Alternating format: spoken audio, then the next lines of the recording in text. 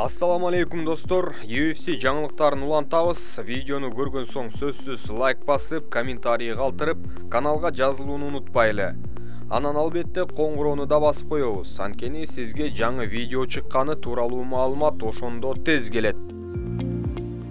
Хамзат Чимаев менен Камару Усмандын ортосундагы беттеш болбойт. Ал эми бул мушкерлердин өз ара сүйлөшүүлөрү өздөрүнө көпчүлүктүн көңүлүн бурдуруу гана деп эсептейт жарым орто салмактын мушкери Белал Мухаммад. Социалдык тармактарда жаралып жаткан бул жаңы ыкма кыжырга тиет. Хамзат Конор Макгрегор сыяктуу.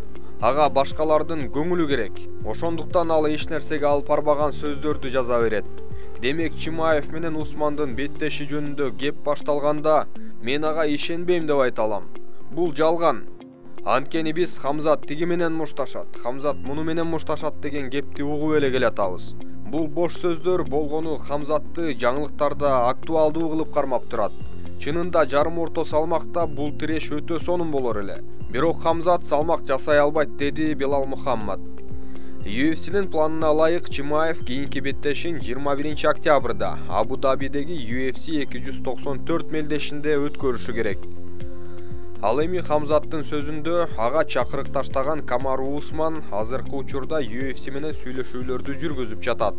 Белгилей кетсек, Белал Мухаммад катар менен акыркы 5 атаандашын жеңип алган. Эми алдыда боло турган Леон Эдвардс менен Колби Ковингтондун беттешинин жеңүүчүсү менен. Башкача айтканда, чемпион менен чемпиондук куруу үчүн мушташууга башкы талапкер. Ал эки мушкер ушул жылдын аягына чейин мушташышы керек. UFC'нин BMF куруу үчүн мушташа турган Дастин Порье менен Джастин Гейджи экөөнүн алдыда боло турган реваншы тууралуу пикирлери менен алмашты. Эки мушкер өз ойлорун Дэниел Кармиенин аналитикалык программасында жаңыртышты. Мен кайрадан анын таш талканын чыгарып кое алам. Мен дүйнөдөгү каалаган жеңил салмактагы мушкерди нокаутка кетире алам. Ал үчүн болгону мыкты психологиялык абалда болушум керек. Өз ишимди аткарууга 25 мүнөтүм болот. 29 июлда мен бриллиант сымал жаркырап берем. Сөз берем силерге, деди Дастин Порье. Ал эми Джастин Гейджинин пикиринде биринчи беттеште Порьеге техникалык нокаут менен утулганы бул жолу эч кандай мааниге ээ эмес. Биздин биринчи беттеш 5 жыл мурун болгон. Менимче азыр анын эч кандай мааниси жок. Анда мен кем акылдай мушташчумун. Бирок ар бир кийинки беттеш мурункуга окшобойт. Билсеңер, мен Оливейра менен да башы жоктой мушташкам. Бирок акыркы беттешимде керемет мушташтым. Ошондой эле Оливейрага чейин Чендлер менен идеалдуу тирешкем. Ар бир беттеште түрдүү кырдаал, түрдүү убак. 29 июлда бизде 25 гана мүнөт болот. Ошол гана маанилүү. Мен эмне болорун так айта албайм, бирок мен 25 мүнөттүк азапка даярданып жатам.